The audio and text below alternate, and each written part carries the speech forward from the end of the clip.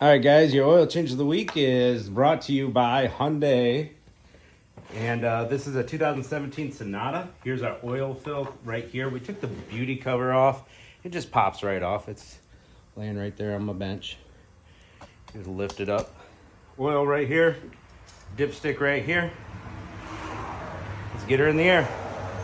All right, guys, once you get it up in the air, you should have a cover right here held on with 10mm bolts. Well, they're all gone on this one, so we didn't have to worry about that. And this is a 13mm on the oil drain. We'll get that loosened, get her draining. Perfect. Good catch. All right, our oil filter is right here. See, it's been leaking a little bit. There we go. Oop. I don't want to leak oil yet. I don't got a bucket underneath of it. Get that loosened.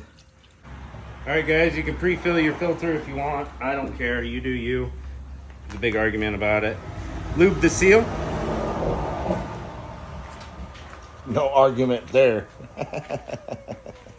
Wipe down your filter housing. I already gave it a good wipe down. Oh, yeah.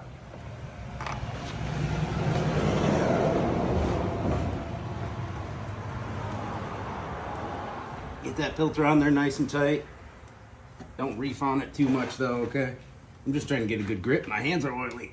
There we go. All right, we're gonna grab our drain plug. We're pretty much done draining here. Drain plug.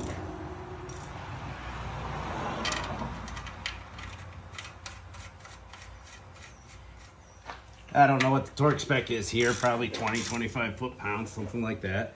Don't over tighten it. You can strip out your pan threads. Give her a wipe down. Spit shine. And bring it down. This is going to take 5.1 quarts of 5W30 full synthetic down the hatch.